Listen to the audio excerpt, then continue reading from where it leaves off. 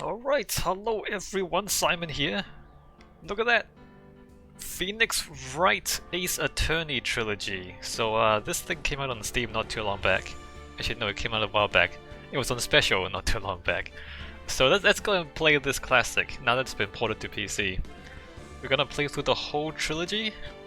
Let's get into it. New game! Play this game, Phoenix Wright Ace Attorney. Episode 1, the first turnabout. I actually have no idea how long this game is, but it is in episodes. Gasp! Gasp! There's no voice acting. I'm gonna do the voice acting. Oh no! Damn it! Why me? I can't get caught, not like this.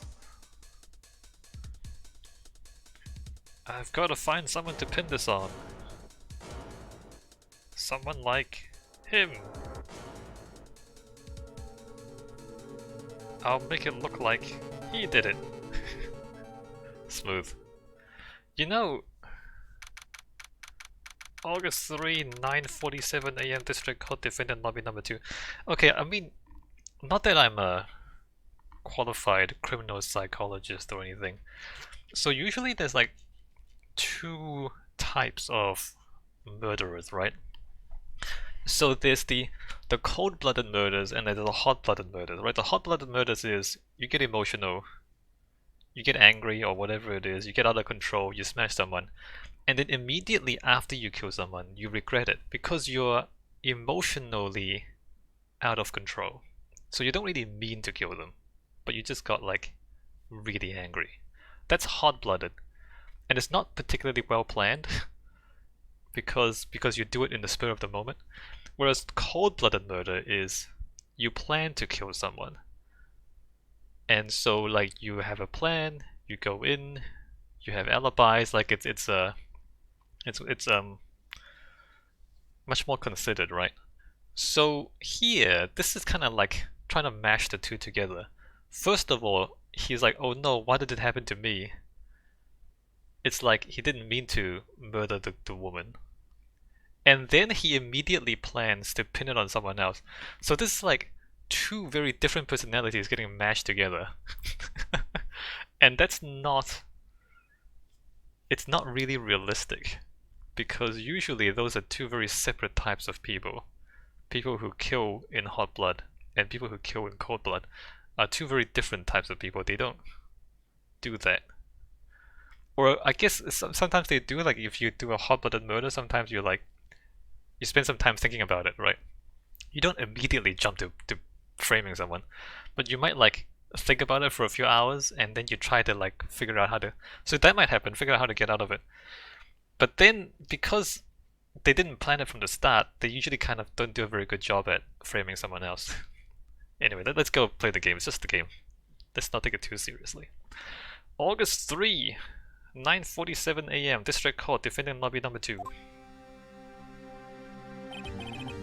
Phoenix, boy am I nervous.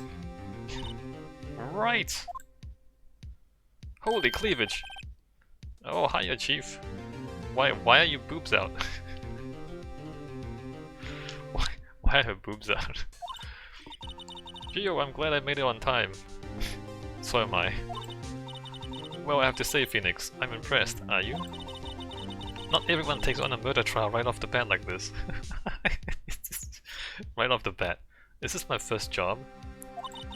It says a lot about you, and your client as well. It says I'm reckless?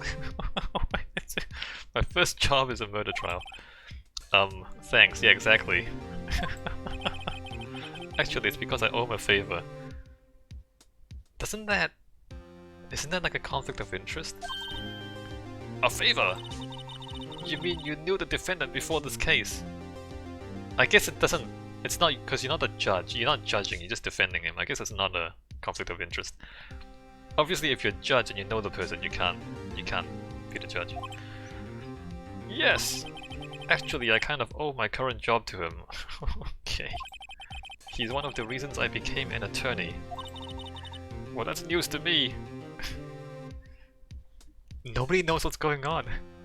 She's my boss. She doesn't know what's going on. I don't know what's going on.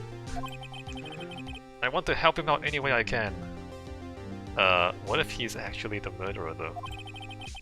I just really want to help him. I owe him that much. It's over! My life, everything is all over. ... Is that your client screaming over there? Okay, first of all, you should not be screaming anything if you've been accused of a crime, because anything you say can and will be used against you. You should not scream out your confession in public. No matter what, even if you are guilty, you should not scream out your confession in public. That's not how you do a court appearance. Yeah, it's him. Death, despair, oh! I'm gonna do it! I'm gonna die!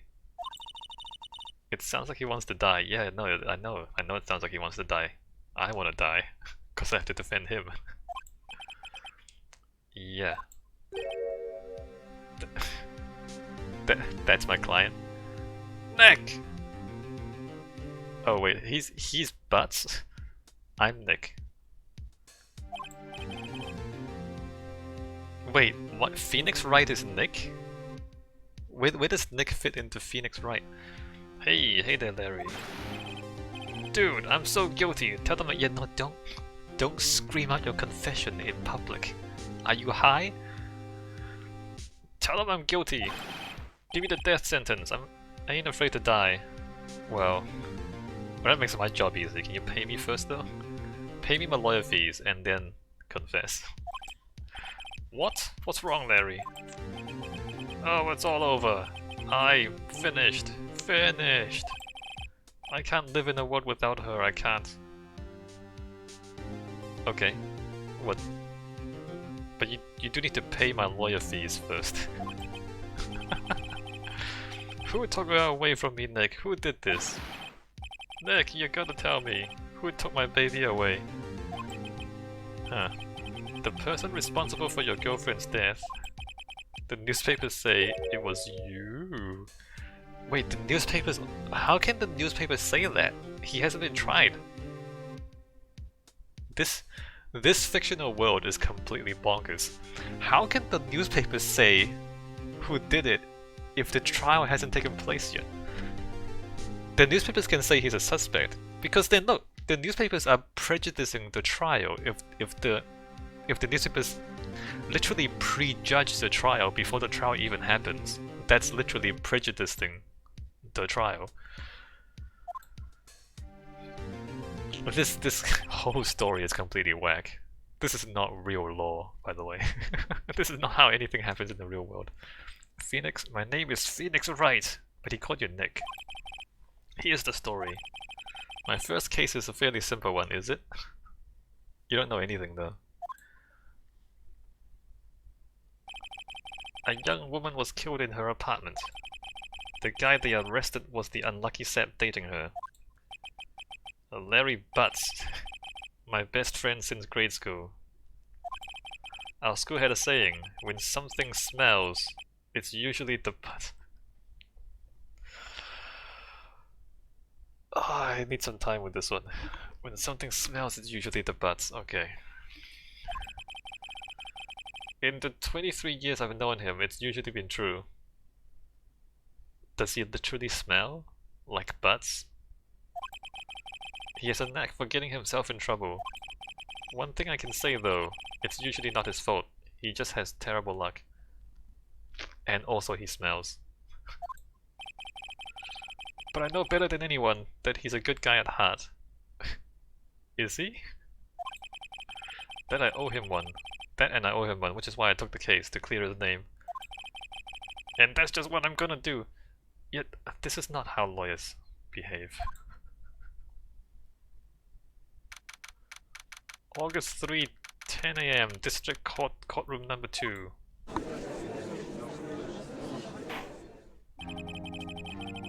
Court is now in session for the trial of Mr. Larry Butz. Hey, Judge. That's a magnificent beard you have. But no hair. What if you like took that and turned it upside down and put it on top?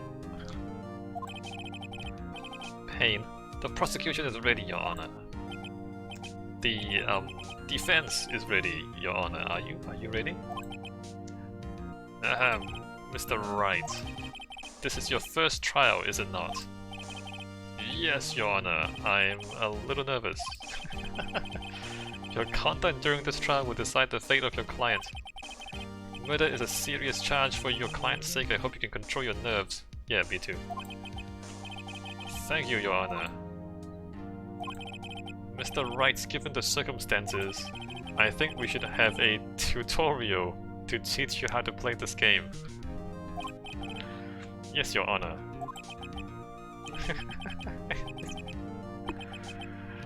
Eyesight fading? Are you okay? Like, are you gonna fade?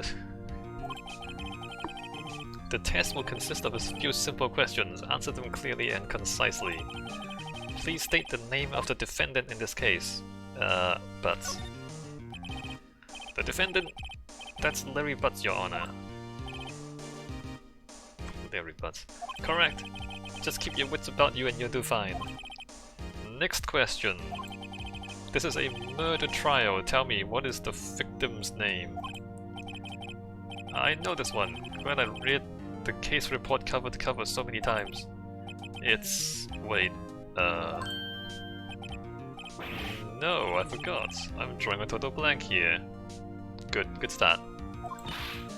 Phoenix! Are you absolutely sure you're up to this? No, I'm not. Can you take over? You don't even know the victim's name? Do you know the victim's name? Oh, the victim, of course, I know the victim's name. No, you don't. I just forgot. Temporarily. I think I feel a migraine coming on. Look, the victim's name is listed in the court record. Just press tab to check it anytime, okay? So there's this thing down here. You can barely see it. Court record. Tony's badge, Cindy's autopsy report. It's Cindy something. Profile. Mia Fey is my boss. Larry Butz. Cindy Stone, age 22. And then Payne. Alright, Cindy Stone. Remember to check it often. Do it for me, please, I'm begging you. Please don't suck. Mr. Wright, who is the victim in this case? Cindy Stone. The victim's name is Cindy Stone. Correct. Now tell me, what was the cause of death? She died because she was... So in case you don't know, loss of blood due to blunt trauma. I mean, that's kind of weird too, because blunt trauma, would that cause an open wound? It has to be like seriously blunt trauma. Because usually you cut someone open and they bleed to death. How much blunt trauma does it take for them to bleed to death? Alright. Hit with a blunt object. She was struck once by a blunt object. Once. One hit and she bled to death? Anyway, correct. You've answered all my questions and I see no reason why we shouldn't proceed. You seem much more relaxed, Mr. Wright. Good for you. Thank you, Your Honor. Because I don't feel relaxed. Well then, first, a question for the prosecution, Mr. Payne. Yes, Your Honor. As Mr. Wright just told us, the victim was struck with a blunt object. Would you explain to the court just what that object was? Oh look. The murder weapon was this statue of the Thinker. It was found lying on the floor next to the victim. I see. The court accepts it into evidence. A statue in the shape of the Thinker is rather heavy. Right. Be sure to pay attention to any evidence added during the trial. That evidence is the only ammunition you have in court. All I have is what other people give me.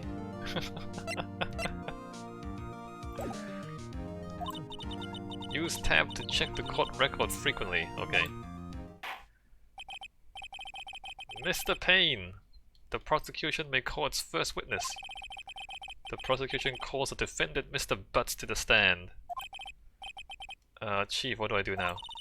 Pay attention. You don't want to miss any information that might help your client's case. Okay, pay attention, everyone. You'll get your chance to respond to the prosecution later, so be ready. Let's just hope he doesn't say anything unfortunate. Oh, he will. He will say everything. Uh-oh, Larry gets excited easily. This could be bad. What could possibly go right? Ahem! Mr. Butz, is it not true that the victim had recently dumped you? Hey, watch it, buddy. We were great together. We were Romeo and Juliet, Cleopatra and Mark Antony. Cleopatra and Mark Antony died. Romeo and Juliet also died. Wait a minute. That's on purpose, right? Romeo and Juliet both died, and so did Cleopatra and Mark Antony.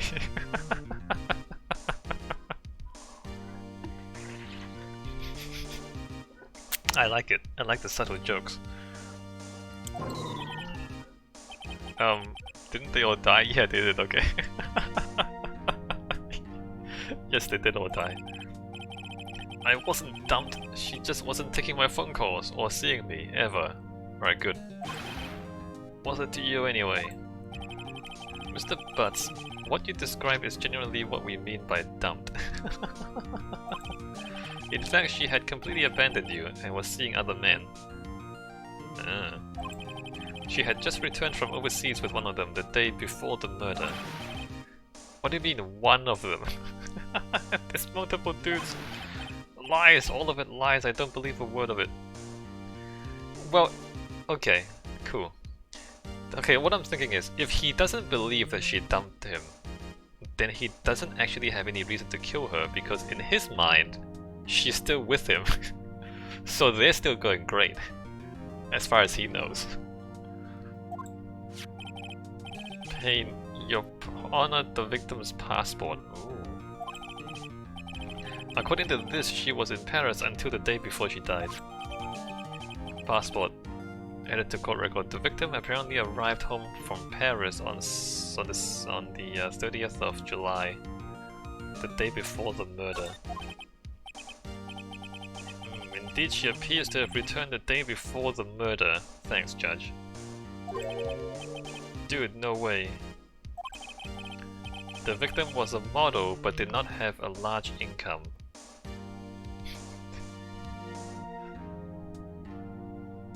Did she have large other things? It appears that she had several sugar daddies. Okay, she had large daddies, I guess. Daddies? Sugar? Yes, older men who gave her money and gifts. She took their money and used it to support her lifestyle. Dude, we can clearly see what kind of woman this Miss Stone was. Tell me, Mr. Butz, what do you think of her now? Right? I don't think you want him to answer that question. Well, no, let him answer. Yeah, Larry has a way of running his mouth in all the wrong directions. Should I wait and see what happens, stop him from answering?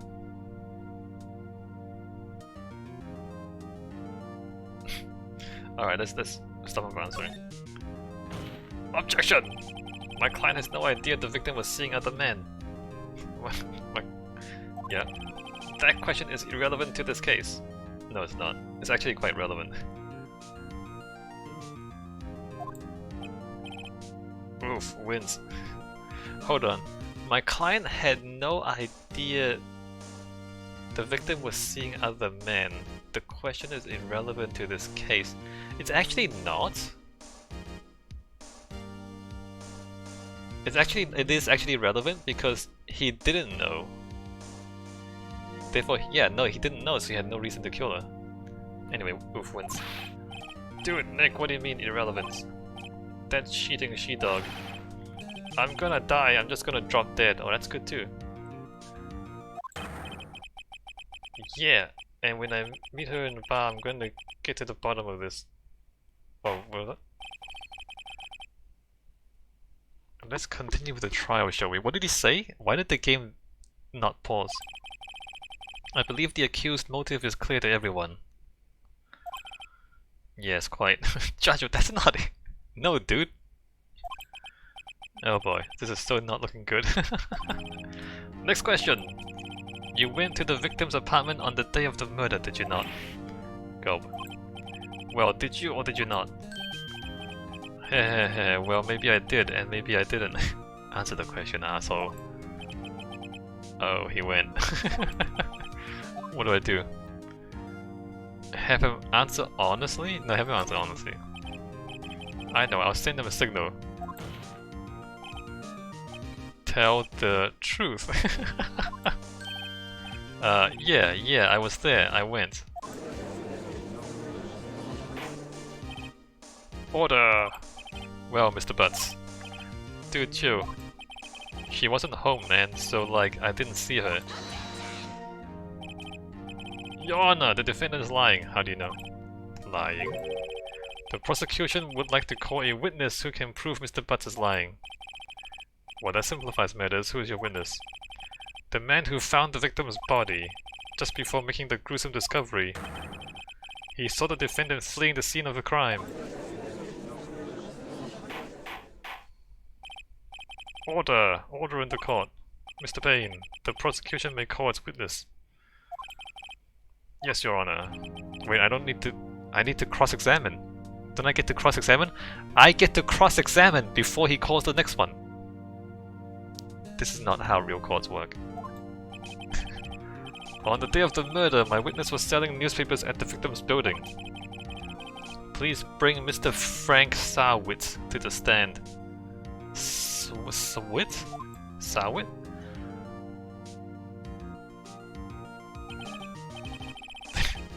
That's almost racist. Mr. Sawit, you sell newspapers as subscriptions, is this correct? Oh yes, newspapers, yes. That's kind of rude. I think that is racist, actually. Anyway, let's just continue. Mr. Sawit, you may proceed with your testimony. Please tell the court what you saw on the day of the murder. Witness testimony, witness account. I was going door to door selling subscriptions when I saw a man fleeing an apartment. I thought he must be in a hurry because he left the door half open behind him. Thinking it strange, I looked inside the apartment. Then I saw her lying there, a woman, not moving. Dead! I quailed in fright and found myself unable to go inside. I thought to call the police immediately. However, the phone in her apartment wasn't working. Wait, you didn't go inside, but you knew the phone wasn't working. I went to a nearby park and found a public phone. I remember the time exactly, it was 1 PM. Wait a minute. Is the time right? The man who ran was without a doubt the defendant sitting right over there.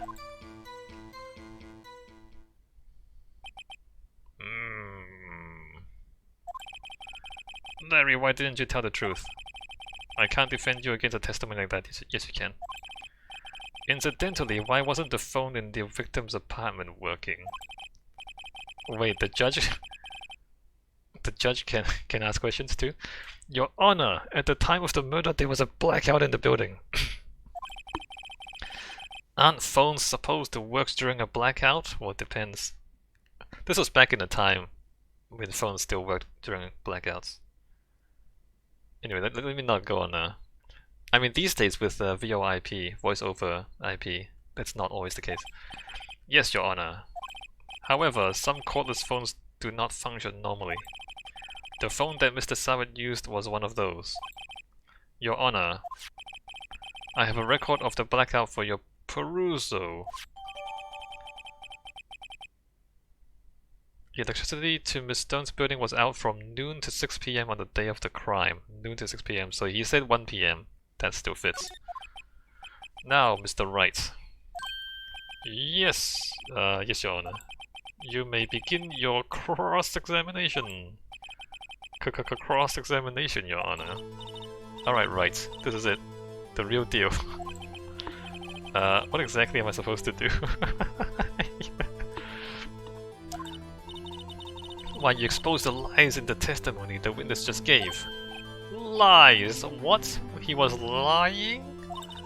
Your client is innocent, right? Maybe. Then that witness must have lied in his testimony. Or is your client really guilty? How do I prove he's not? You hold the key, it's in the evidence. Compare the witness's testimony to the evidence at hand. There's bound to be a contradiction in there. First, find contradictions between the court record and the witness's testimony. Then, once you've found the contradicting evidence, present it and rub it in the witness' face. Okay. Open the court record with tab, then point out contradictions in the testimony. Wait, what? Evidence? Loss of blood due to blunt trauma. Time of death 4 to 5 PM. Okay, there you go. 4 to 5 PM, but he said 1 PM. 7:37 on the day of the murder. Time of death. Okay, the day before. Noon to 6 PM on the day of the crime. 4 to 5 PM there. But the guy said 1 PM.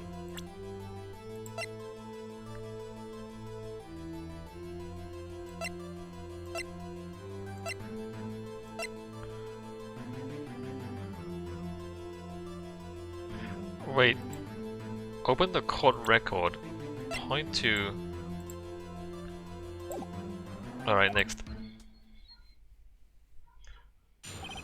Cross-examination! I was going door to door since I was switching when I saw a man fleeing apartments.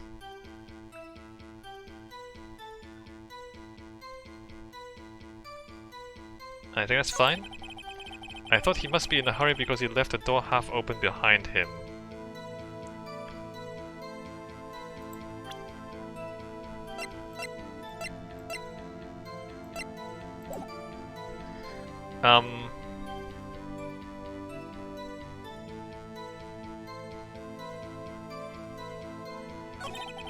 Thinking it strange, I looked inside the apartment.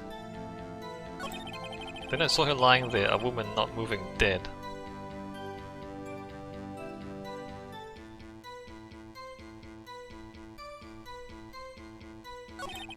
I couldn't fight and found myself unable to go inside.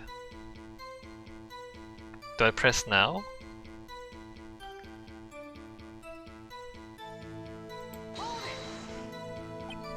So you didn't touch anything in the apartment? Yes, I mean no, nothing. Okay, what happened next? I thought to call the police immediately. However, the phone in her apartment wasn't working. Press! The phone in her apartment wasn't working. Yes, I mean no, it wasn't, right. But you said you didn't go into the apartment. Or did you? Dun dun dun! Oh, that, I can explain that. There was a cordless phone on a shelf in the entranceway. I reached inside and tried using that to call. And that phone wasn't working, correct. What happened next? You didn't go in, asshole! Went to a nearby park and found a public phone. I remember the time exactly, it was 1 PM. Present! Present! 4 to 5 PM! You found the body at 1 PM! You are sure? Yes, it was 1 PM for certain. Frankly, I find that hard to believe! Your statement directly contradicts the autopsy report. The autopsy notes the time of death at some time after 4 PM. There was nobody to find at 1 PM. How do you explain this 3-hour gap? Exclamation mark! Oh, that's... This is trivial. The witness merely forgot the time. After his testimony, I find that hard to believe. Mr. Sarwit, why were you so certain that you found the body at 1 PM? Gee, that's a really good question. Good job, Wright! Way to put him on the spot. Owned! That's all you have to do, point out contradictions. Lies always beget more lies. See through one and the whole story falls apart. Oh, that's easy. Wait, I remember now. Would you care to give your testimony again? Wait, to do it again? The time of discovery.